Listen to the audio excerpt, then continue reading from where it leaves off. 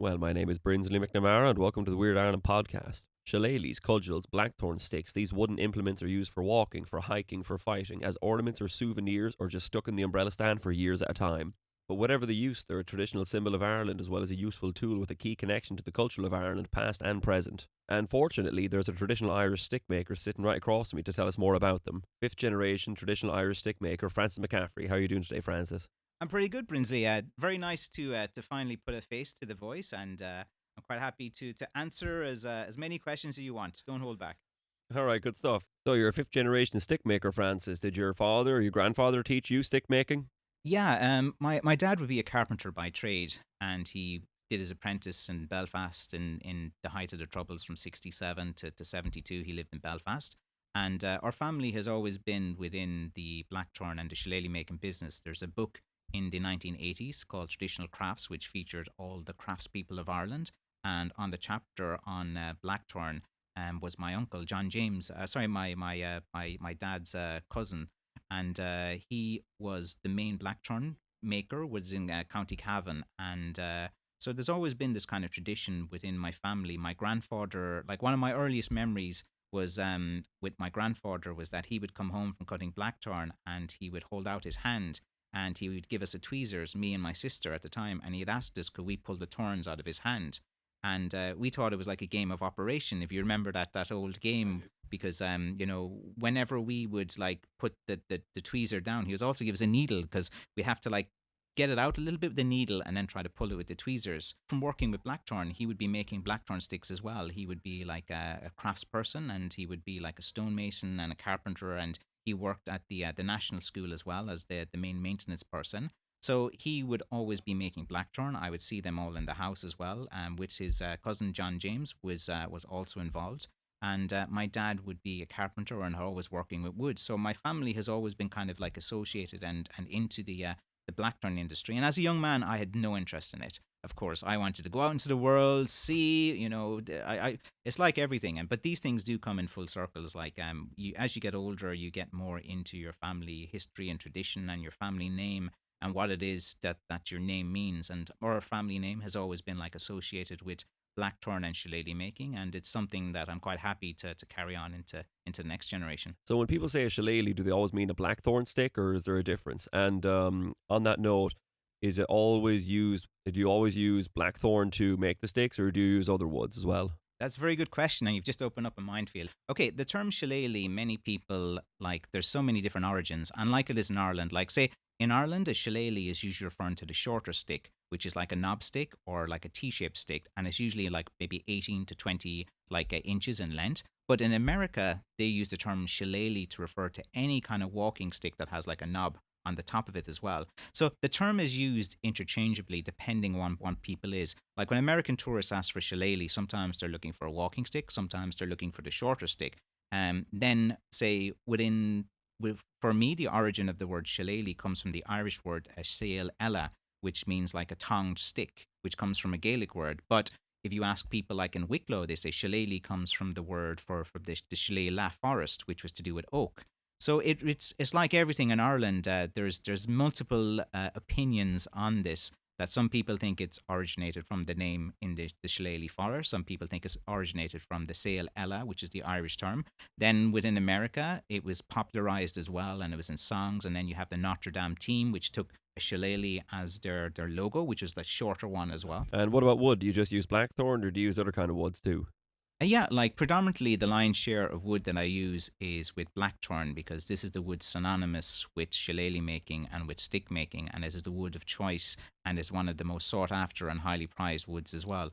Also in Ireland, oak was used and holly was actually used as well. So I do work with holly a lot, and I'm going to try to revive that as one of the woods associated with shillelagh making because I've done a lot of historical reading as well. I've read the Patrick O'Donnell book on faction fighters. I've read the Sean Moynihan book as well on Kerry, the faction fighters of Kerry. And it's very interesting that there were other woods that were used as well. Like blackthorn, of course, became synonymous because it's very imposing, the history around it. There's a lot of folklore, and the evil fairies will get you for cutting blackthorn, and there's a lot of mysticism around it. But also, there were other very dense, heavy woods, such as holly, such as oak, even ash to a lesser extent as well. and rowan tree was used. So I do use these other woods only when I can see them like referenced in books and in citations. So I try to be like as authentic to Irish heritage as I can. And so you're telling me when you were younger, you didn't used to be into stick making. You only started in 2008. What got you to change your mind around that time? Yeah, it's a good question. When I was a young man, of course, I wanted to go out, travel, see the world. I went to UCD. I got a business degree as well, and worked within marketing. And I saw myself as this. And then the 2008 financial crisis happened, and all of my skills were completely worthless. A business degree was worthless. Working in Chase Manhattan Bank was worthless. The world had totally turned, and I was a young man. I had three young kids at the time, and I decided, to go into my shed to hide. And like most men who are dealing with problems, they usually go somewhere to hide to deal with them themselves. And I went into my workshop, and my dad, of course, he was a stick maker, and he was into this as well. And he would go into his shed when I was a kid, and he would like, whenever there was stress in the family, he would always go to his shed. So I kind of understood why he was now that I was an adult. So I went in there and I started working with wood, and I found it actually very good for creating ideas, because like sometimes when I was trying to think of solving problems in marketing or different ideas, I found that when I was working with the wood, when I was sanding with the wood, when I was carving it, my mind was really settled because it was like focused on one thing, and I found it very easy to generate ideas. So initially I was doing it to generate ideas and to use it as maybe a form of therapy, where I could just go somewhere quiet, peaceful, gather my thoughts, and then come back and be the proper leader and dad of my family that I thought I was. And so anyway, the financial crisis happened. Everything was on his foot, and I had to sit down with a pen and paper and was like, yeah, there's no jobs, there's no money in the cash machine. From 2008 to 2012 was not a good time in Ireland. And I looked at what I could do, and I had a ready-made history within the blackthorn. And of course, when I was a kid, I was very much aware of it, and I saw my dad do it, and I saw my granddad working it as well. And I decided, okay, maybe I'll try to do something here, because I have a good family heritage, I have a good tradition. So in 2008 and 9, I started making blackthorn, and I started posting it on eBay. I started looking online, and I started contacting some American bloggers. And there's an American blogger called Muffy Aldrich, and she had a blog called Saltwater New England. And she was very interested in it, and she did a very big article where she asked for a load of pictures, a load of information. She did an interview with me, and she wrote this post in America. And that post was the one defining moment that really saw my business like take up. And then each year I kind of grew this hobby, which started as a hobby, and it grew and grew and grew until it became like a full-time job and a living as well. And it's something that I initially, as a young man, I thought, I could do this and do that, but it's quite a lesson, or quite interesting, when life hits you with something and you go back to the old ways. And I think that not many people understand that there's a lot of money, in the trades. There's a lot of money in manual work, and if you're willing to put in the physical, the physicality that's needed in stick making, which is quite stressful, and you can make quite a good living. And there actually is a living in stick making, which a lot of people mightn't be aware of. Is there many people in the country doing stick making professionally other than yourself? And I was wondering as well, how does somebody learn this skill in the country? Is there an apprenticeship for it, or is there any place they can go and learn it? In terms of people doing it professionally, like there's myself, which would be one of the main brands in Ireland. There's also a guy in Shillelagh called Liam, and he's been doing it since about, I think, 2012. And then you have a guy who I've actually interviewed on my own podcast called Paddy from Derry Hick Sticks. And he was a guy that was doing it before me. So when I started in 2007 and 8, he already had a website, he already had community, he was already involved in stick making for a decade before. And he's a gentleman within the trade. He's called me a few times. We've chatted. We've chatted about like various things like selling online, or what shipping companies we used, or what type of finishes, or different things as well.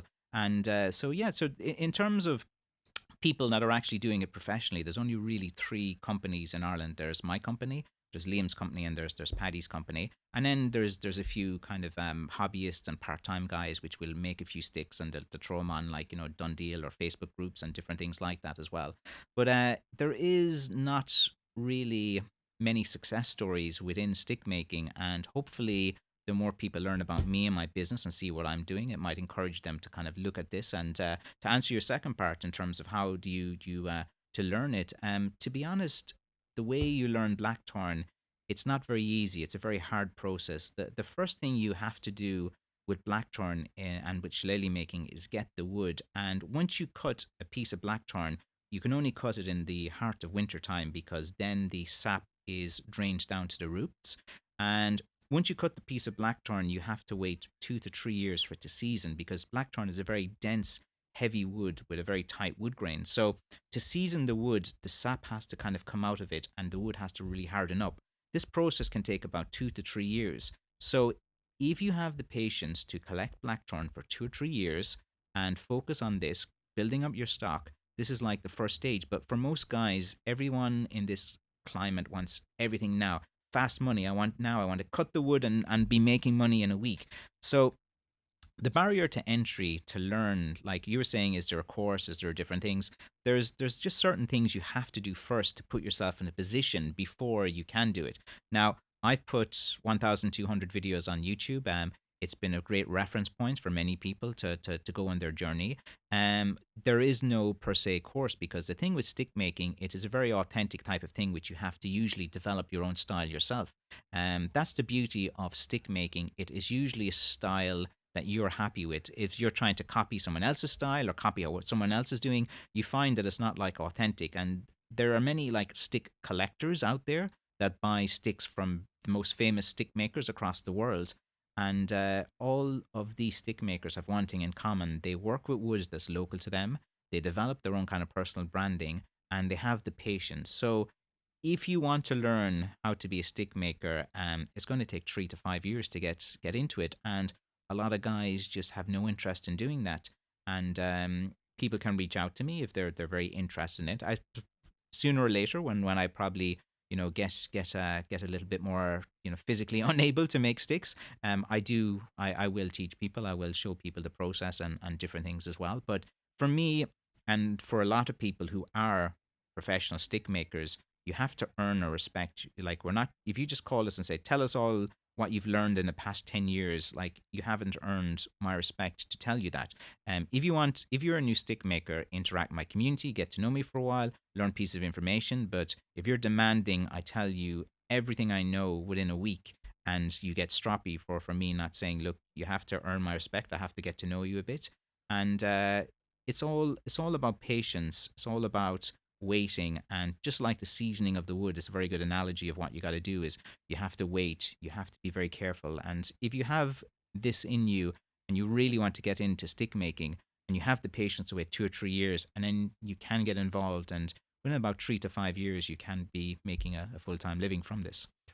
So Francis, can you take me through the whole process of how you harvest wood from a blackthorn tree and turn it into a shillelagh or a blackthorn stick? Yeah, sure. I'll take you through the journey of a stick. The first thing you have to do is obviously find suitable pieces of wood. To do that, there is a cutting season that is usually allowed between the 1st of September until the end of February. You are allowed to cut the hedges in Ireland under legislation. With blackthorn and hawthorn and a few other woods as well, you do not require a felling license. One of the main things you have to be very careful of is to do with trespass and to do with various things. So if you need access into land to cut blackthorn, you do need the permission of the landowner. So you will have to speak to farmers, you will have to do it. So the very first thing of the journey of the stick is you have to locate the wood, you have to be aware of legislation, you have to build relationships with farmers. If there are overgrowing hedges on public walkways that are growing and are causing, because these are quite thorny bushes and they're quite poisonous, you are allowed to coppice them and to cut them back as well. So usually that is like the easiest way for people usually to try to get some blackthorn or get some wood on these overgrown hedges. So you also need to be aware of safety. Even before you begin on the journey of the stick, the first thing you have to do is the safety issue, that you're working with thorns. Blackthorn has a very poisonous thorn. If you get that into your skin, it does get infected, it does start to fester up, and you will need to go on a very strong course of antibiotics if it gets worse. And you have to remove the thorn very quickly, usually around 24 to 48 hours, or else it causes a lot of issues. The biggest danger with working with thorns is going to be, which a lot of people don't talk about, is septicemia, which is blood poisoning. And with septicemia and blood poisoning, every hour you do not get an antibiotic is you're an hour closer to death, and usually within 2 days you could pass away with that. So there is an element of danger in this, and I don't want to paint it as a glossy, easy way to make money, and that there is a living in stick making. I want to bring the point that there is an element of danger. There is, you will get injured, you will spill blood. Not if, but or maybe you will. 100%. If you are going out cutting blackthorn each year, you will get injured, and not everyone is willing to go into this as well. Okay, so you found a suitable branch or a stick, or what do you use? You can use both. The Yeah. So for me, my style is for one piece of wood. So I want to make sure that there is a very naturally occurring handle in the piece of wood. I usually need a piece of wood to be over like 36 inches in length because that's the most common size for a stick. I need the handle to be comfortable for someone to actually hold and use as a functional walking aid and walking stick. So there's different parts of the hedge you can use. The most prized is the root, where you will actually take the blackthorn hedge up from the root. Now, to get a suitable piece of wood that I choose, I have to go into the middle of a blackthorn hedge where the pieces of wood are searching for the light in the middle of the hedge.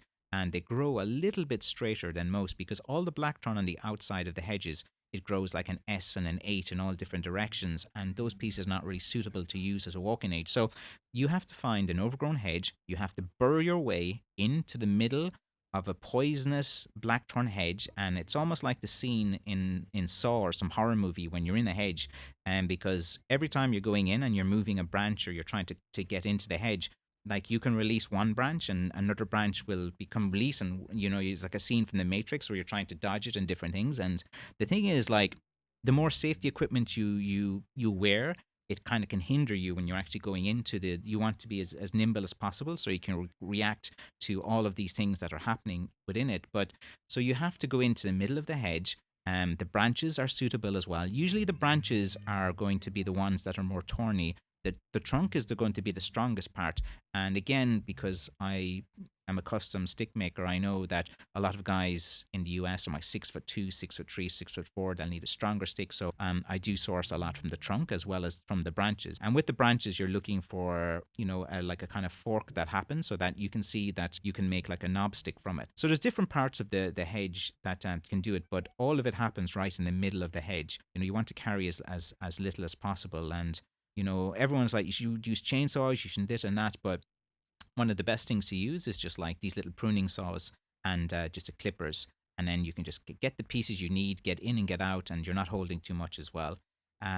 So yeah, so that's kind of how I would like look. But I'll tell you what, I'm actually going to give value to some of the guys who've actually stayed this long to listen to your podcast. Blackthorn is one of the very first trees to flower in Ireland, and its flower is white, and it flowers 3 weeks before the hawthorn. So if you're looking for blackthorn, drive around in February and March, drive around all your community, and when you see these patches of white flowers around your community, that's how you're going to find blackthorn. Because a lot of people, they don't know how to find it, they don't know how to identify it, and with this podcast, if you've stayed this long and you've listened to this podcast and you are interested in stick making, I will give value to you guys. And if you're listening to me and you're listening to Brinsley here, you are in for a treat today because I'm in the mood for talking, and I've had a few coffees today, so you're going to get a lot of value from this. Okay, so you've harvested the sticks, they're the right size, they're the right strength. What's the next thing you do? Do you polish them? Do you remove the thorns? Do you carve them? Yeah, I'll kind of go through it. So once you first cut the wood, it's going to be quite green. So you usually, the first thing you do is like seal the ends, and you can use any kind of sealer to do that, or any leftover paint is still good. You want to cut like very longer. So say for example, if you can see and visualize where the handle is going to be, cut it way longer because there is always going to be some cracking as there's part of the seasoning process. So I do cut it quite long in terms of the handle a bit longer and the stick a bit longer as well. That gives me that.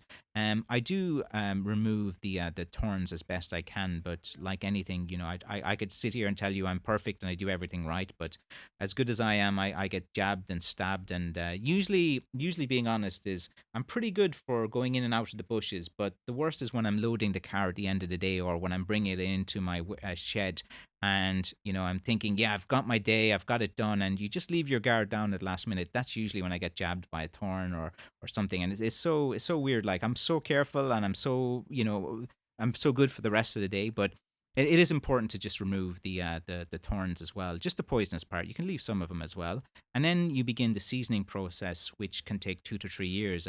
Usually I like to leave the heaviest part down when I'm hanging them up. And it's very important that they are in a location with moving air, because the more moving air that's going through it, it actually helps it to season. Now, there's a lot of guys in debates that are saying dry kiln it. I can't pronounce that correctly, but to use various processes to speed up. Now, there is no way to speed up the process with seasoning blackthorn. I'm going to say that time. There is absolutely no way. You can with other woods.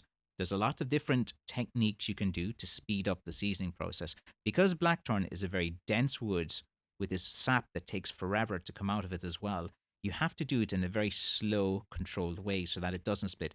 Any time that you will attempt to speed up the seasoning process, then every new guy, and if you're a new guy thinking, yeah, what does McCaffrey know? He doesn't know anything. I know more than you. Trust me, I've been doing this since 2008. I know a few things. I've tried everything possible to speed up the seasoning process and failed every single time, and have over 10 years of research into this. Blackthorn is one of these woods that it just requires your patience. And I said that earlier as well. And there is no way to speed it up. So I usually will leave it in a shed, and I put it up high with the gravity as well. Lots of moving air.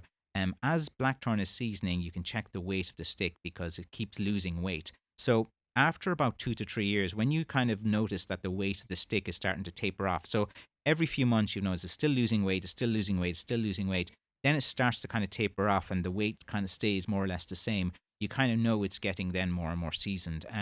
One of the first things you can do with the seasoning process is you take out like a knife. I'm holding a knife here in front of Brinsley. I hope he's not too nervous. If you scrape away at the bark, usually you'll see green under the bark for about a year and a half to a year and 3/4. So for a whole year and a half to a year and 3/4, if the wood isn't seasoned, there still will be green under the bark. So the first kind of indication that it's getting quite seasoned is the color of the bark. When you scrape away a little bit, there's no green under it, because, like as I said, blackthorn is one of these wood. It takes a long time to season, and then you wait the 3 years, and then only when the wood is fully seasoned, then do you start the process of straightening the wood. Do not attempt to straighten a piece of blackthorn when it's green. Only straighten it after it's seasoned. And another thing too is that with the straightening process, many people always use steam for wood. They've seen it in canoe making, they've seen it online. You have a steam box, you put in the wood, the steam is very malleable, you can straighten the wood. And a lot of guys who are new say, I use steam with blackthorn. But again, if you have been listening to me carefully for the past 10-15 minutes, you do not want to put any moisture back into a dense wood with a tight wood grain, because you can use steam, no problem. You can straighten a piece of blackthorn, no problem. Then you have to wait another like month or two for the moisture in the blackthorn to come out again, and what happens, it will start to warp back. So the best way to attempt this is with heat or a heat gun or any heat source. Do not try to put any moisture back into the blackthorn. And if you use heat on a piece of blackthorn that is fully seasoned and hard, you will be able to slowly, and you need a lot of pressure. Like I use carjacks, I use vices, I use various different things, and you can put it into a more straightened position. A lot of people like blackthorn to be a little bit bendy, some like it a little bit straight, and this is the kind of process that I'm going to go even before I get to the stage where I'm carving the knob. And after it's straightened, then, and I have my vision of what I see of the handle, I look at a person's hand and I kind of have an idea of various places in which your hand will rest, and which your finger will rest, your thumb will rest. Then I look for the piece of wood and I do a very rough cut with a handsaw. I try not to use bandsaws or machineries as well, because the thing about blackthorn is that when you're kind of working with it and shaping it into a handle, you kind of want to take your time. You want to figure out where to put the hand as well. And with bandsaws, you could take off too much, and I know a few people have lost fingers and different things, so I probably just don't want to work with bandsaws and different things as well. So usually I just use a handsaw to shape it. Then I use these tools called a Shinto Japanese rasp. They have them online everywhere, and it's one of the best files to rasp away on rough cuts, and you can get a better shape into your handle as well. And blackthorn being a dense, heavy wood as well, it's going to put pressure on your shoulder, on your hands, and on various different things as well. So you have to, you have to listen to your body. That if you've been rasping away for a while, and your hands are getting tired, give yourself a day or two rest or something like that. This is like going to the gym. If you work one muscle too much, give it a rest for 2 or 3 days. Work on some other tasks and different things. And you have to listen to your body, and that's very important because the last thing you want to do as a professional full-time blackthorn shillelagh stick makers get injured, because yeah, what are you going to do then? That's when the fun happens. So that's why I have my injury stock, where I have a lot of sticks that I have pre-made, and it is my insurance policy for when I get injured, not if, when I get injured, which does happen. That's extraordinary. You've got every side covered. Yeah, I'm a bit like that. Yeah, I think I'm one of these guys that managed to put my weird, Weird Ireland, my weird personality and my weird obsessions into something productive for society and something useful. And I think that, like, if you are a bit of a peculiar guy, and you do have fascinations and you're obsessed with things, say you have an obsession with anime or an obsession with heavy metal music or something, and sometimes you can put your obsessions into something that you can make, something that's useful for society, and you can build a really nice community around that. And then you're putting your passions, you're putting your time and your energy into something as well. And I think that's quite important. So the process of making a blackthorn stick, has that changed much over time? Like the way they would have made blackthorn sticks in 1850, is that much the same way they do now, or is it different? Or We see. I like to keep my process very simple, as I've explained. I use hand tools like saws to shape it. I use various things for rasping as well. So I think the process was quite similar back then to the style that I use now. The only differences might be to use with the finishes. Like back then, people would use like whatever was lying around their farm. Usually they found with blackthorn that sometimes during the seasoning process with a piece of blackthorn, the color comes out of it and it doesn't look as nice with the luster. So that's how people would like darken it to make it look pretty cool again. And people would use like grease, we use black paint, and shoe polish was used quite a lot in the olden days. Now, the thing about shoe polish is it'll bring up the stick nicely and it'll look good, but it'll come off in your clothes, it'll come off in your hand. So, of course, there are better products for finishing now. So, I would use better products for finishing. Things are not going to kind of come off in your hand as well. But the thing about stick making that is making it is the simple process. You find a piece of wood, you season it, you can use a saw to shape it, you can use something then to rasp it, and then it's just lots of sandpaper. So, this kind of process has been quite similar and timeless. And the thing about this is, it's a it is a heritage product of Ireland. It is a symbol of Ireland. It was something that has been given to foreign dignitaries in the 1930s, 40s, 50s. Muhammad Ali got presented with shillelagh. Bill Clinton, that wild man, he got one as well. I'm actually really curious about that. Actually, like you've got these days the harp, the shamrock, the shillelagh was used to be a cultural symbol of Ireland too. What's the story with that? The shillelagh and the walking stick became a symbol of Ireland because it was synonymous, of course, with the faction fighting culture of the 1800s. And a lot of these faction fighters would be the heroes of the time. There were stories about them, there was legends about them, there was everything. And stick making developed into quite an industry after that. And it became synonymous with Ireland, with Irish cultures as well, that the Irishman holding his shillelagh, that a lot of the farmers would go with the hazel stick, they would have it with the cows. And the thing about a stick in general is, if you remember when you're a child, and everyone listening to the podcast now, have you ever been just walking out on the beach, in the forest, and you've just seen a piece of wood in the ground, and it just calls to you, and you just pick it up, and the minute you pick up that piece of wood, you just feel something, and it feels amazing, and you have this such a connection to the wood.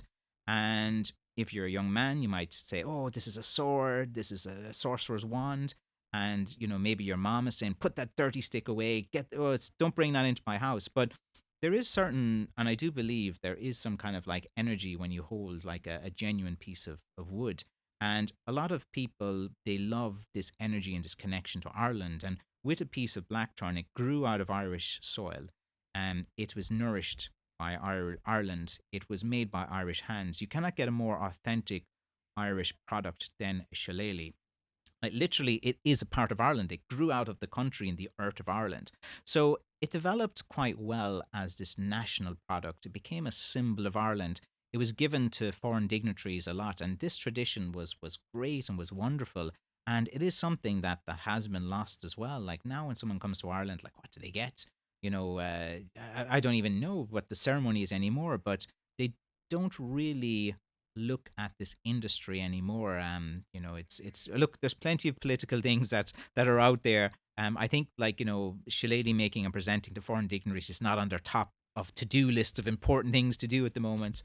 But and I don't want to be one of these guys. The government needs to bring back shillelagh presenting, or something like that. I think they have enough on their plate at the moment, and fair enough on that. But maybe one day they will bring back this tradition of presenting a foreign dignitary with something natural, something wooden that has grew out of Irish soil, and stick making is something that is part of our heritage. It is a heritage craft of Ireland. It is something that is uniquely Irish, and I do see myself as an Irish custodian, a heritage custodian, the Irish heritage custodian. So, do we have any old examples of shillelaghs, or how long do we know have people been making shillelaghs in the same way that they do now? Yeah, there's a lot of old historical pictures of people holding their walking sticks. There's one I posted on my Instagram story last week from the 1890s, and it shows a piece of blackthorn. But a lot of the old pictures of walking sticks is they were more the thinner ones. They were more like kind of slender as well. And I think that this was predominantly the type of stick that was used very commonly in the late 1800s and early 19th centuries, because in modern times things get bigger and you have gangs in New York and they want the biggest stick and the biggest club. But the oldest pictures I have seen of blackthorn are usually the thin light ones with very kind of small handles. And a lot of people don't understand that with a walking aid, you don't need a very big handle. You just need something that fits in quite comfortably into your center of your hand that you can get some kind of grip on. And you're never gripping a stick too heavily. So I have seen a load of pictures from various things, and I do post these old historical pictures on my Instagram. So if you go to my Instagram, mccaffreycrafts.com, and follow my stories, about two times a week, I do post some historical pictures. I post pictures from movies as well. There's a picture of Oliver Reed, holding a blackthorn shillelagh. And it does appear in modern kind of movies and things from time to time, and it's quite interesting to see how it's depicted. But like, yeah, there's a lot of nice pictures out there. Usually when people were touring Ireland and they were taking pictures of local people, and there's anytime these new collections of old pictures come out, I love looking through them and then looking to see. And like there's a picture of a shillelagh being presented to a guy that came in a submarine to Ireland in the 1930s. I don't know what that's about. And it's always interesting to me to seek this out. And if any of your listeners see an Irish stick in some kind of movie or in some historical reference, like please send them. I'd love to share them with my community. There's a huge interest in seeing especially the older pictures. And not a lot out there, but I do post them. I think I think I'll probably post like one or two a week over the next few months. So if you're interested in that, I can do that. I don't know if I mentioned it before, but my granddad used to make blackthorn sticks, and he learned because his dad, my great granddad, was a carpenter, and he used to make a lot of them too. Seemingly, when they were tidying out the his old home place after my great granddad died, the place was so full of blackthorn sticks. He never used them. He was never meaning to sell them or anything. He just made them for something to do, I suppose. It was that common that back in those days, when you needed a walking aid, you would just make it yourself. People back then were naturally craftspeople. It was how like things you don't go to the supermarket when you need street. Every family would have a very competent leader in the family, like maybe your granddad and great granddad was that guy. He was the guy who would make things, who would solve problems as well. Very different times back then, and it's great to hear your connection to blackthorn stick making as well. I think that a lot of people, if they do look at their family history, they will see that a lot of their grandparents did it because it was something that was so common. Like everyone would have a stick, everyone would just walk around with it. It was seen as a tool. It was used to discipline children. It was used to scratch your back. It was used to hit the cows on the way home. It was used for guys in the pub when they had a bit of a brawl or a bit of a scuffle. And it was very much like an accessory and a tool and something that people used as well. And it hearing your story as well, it was a lot more common and socially acceptable as well. The whole profession of stick making, and as I said, many guys who do this as a hobby. And if someone needs something sewed, it was sewed within the house. And people were very more self sufficient back in the olden days, and were very competent at doing these things.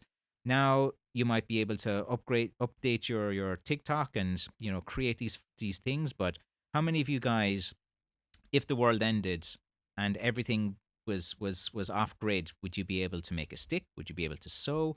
Would you be able to go out and hunt and gather? And I think that some of these skills are should be revisited and looked at again. What is the history of Irish stick making? Has it been has it gone through peaks and troughs? Has it ever been forgotten and been revived in more recent years? Yeah, it's a good question. It's been a very slow and steady trajectory upwards. There's been no major catalysts that have really pushed it forward, like in terms of, say, a movie reference or something like this. Like, of course, The Gangs of New York was the last big catalyst, and that movie was 2002, and that brought stick making and stick fighting to the forefront. But predominantly, this is used as a walking aid. We are coming into a population that is quite aging quite a lot.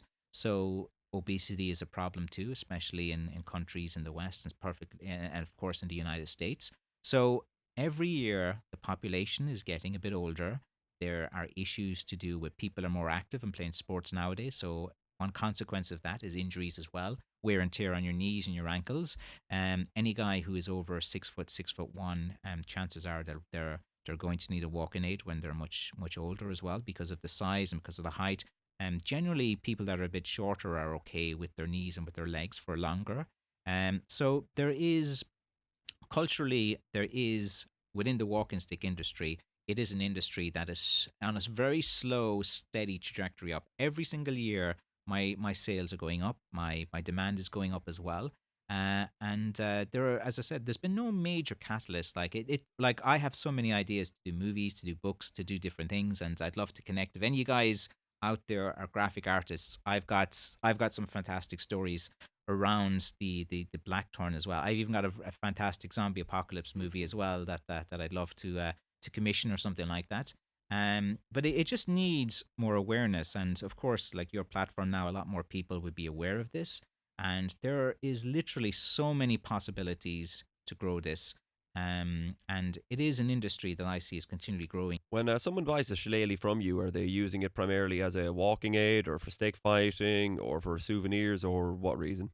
Walking aid, hundred Walking aid, percent. really? Yeah, yeah. A lot of people that buy my sticks predominantly. Of course, there's every point you made there. Of course, has been a reason in which someone has bought one of my sticks, but predominantly it's for walking aid. A lot of people, they come out of surgery.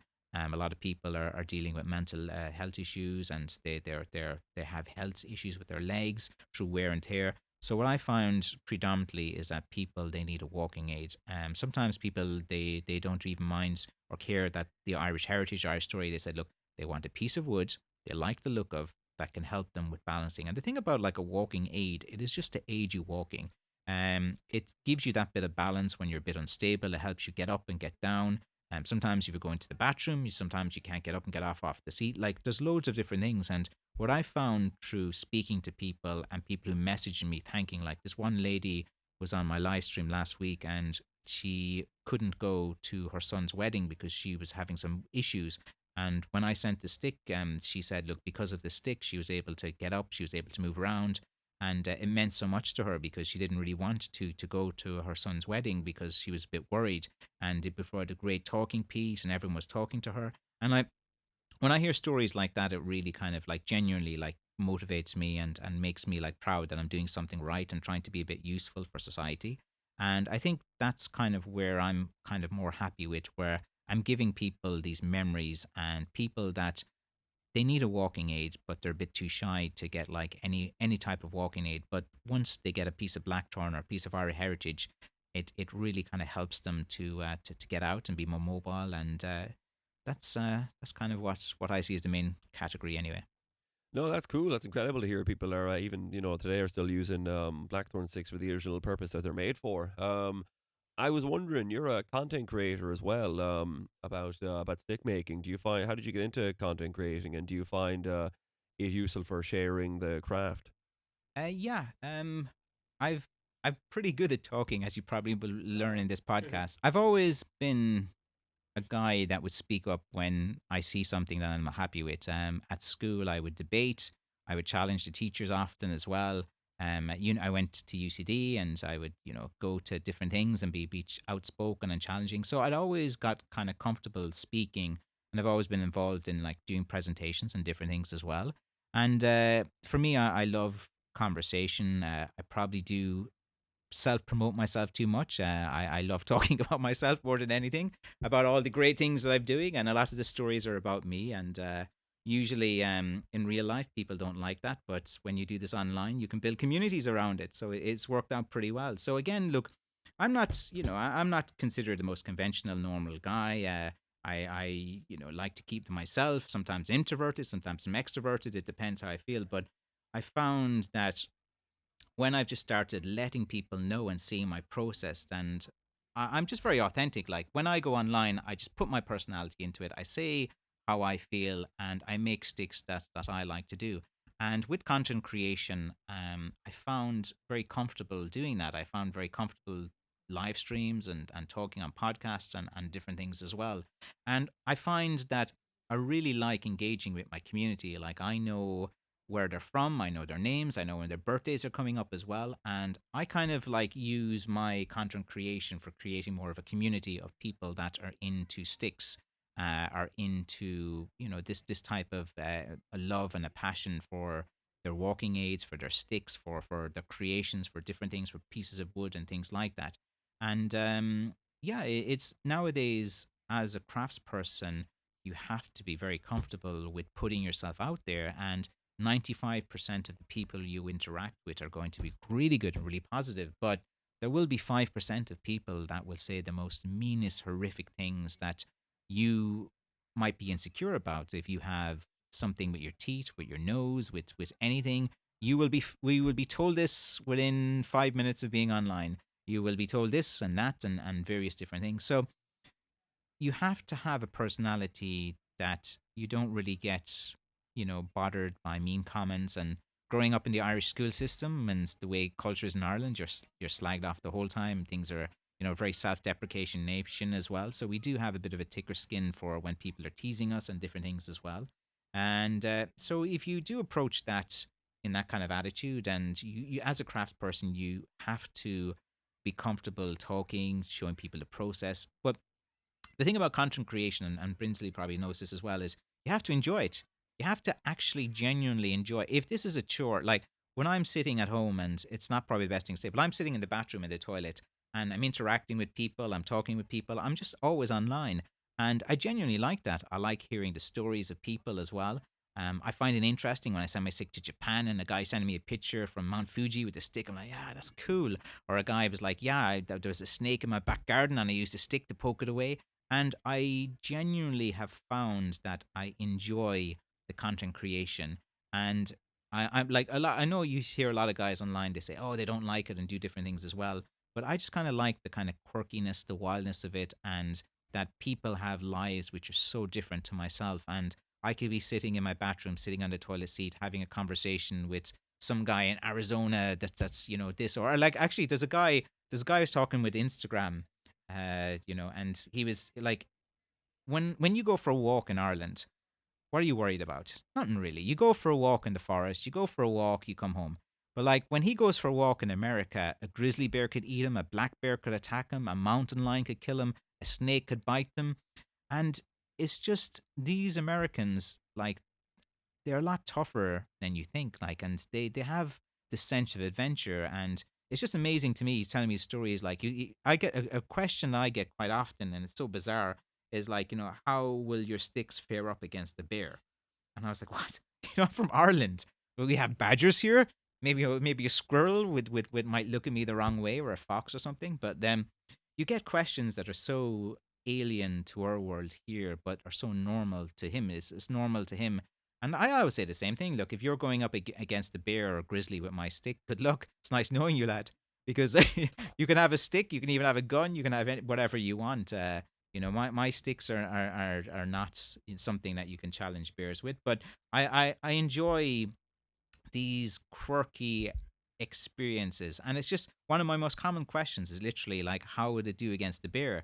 So if I and like literally, I said, if I hit a bear in the head with this, I'm like, if a bear is charging you, these guys are huge. They're going to eat you alive. Like, hitting a big bear on the head with any kind of stick, I think, I don't think that will do. But I find enjoyment in creating my content creation on the fact that I can interact and chat with the community and make friends around the world. Like, if I want to go to Tennessee, I have guys that will bring me shooting, bring me to see all of these different things. I've created such friendships and connections around the world. And the thing about content creation is, for me, it's all about networking and meeting people. And this is where I take the enjoyment. I can go pretty much nearly everywhere in the world now, and I have customers that I can meet with that can show me around. And I do love to travel, and I have a passion for traveling. So it's something that I probably will try to do more of next year. All right, great. Thanks for all that, Francis. Tell me, where can people get you if they want to get in touch with you? Yeah, I can be found pretty much everywhere. If you search for my name, Francis McCaffrey, on YouTube, I have 1,200 videos. On Facebook, I'm on under McCaffrey Crafts. I have over 30,000 followers there. On Instagram, I'm pretty active as well, and I do post quite a lot of stories. Just look again for McCaffrey Crafts there. And of course, I'm on TikTok. Why not? If you go and look for McCaffrey Crafts, you will also find me on TikTok, and I'm very easy to find online. I also have a website called mccaffreycrafts.com, in which whenever I make a brand new stick, I will individually picture and price and post a stick there. So what you see is what you get on my website.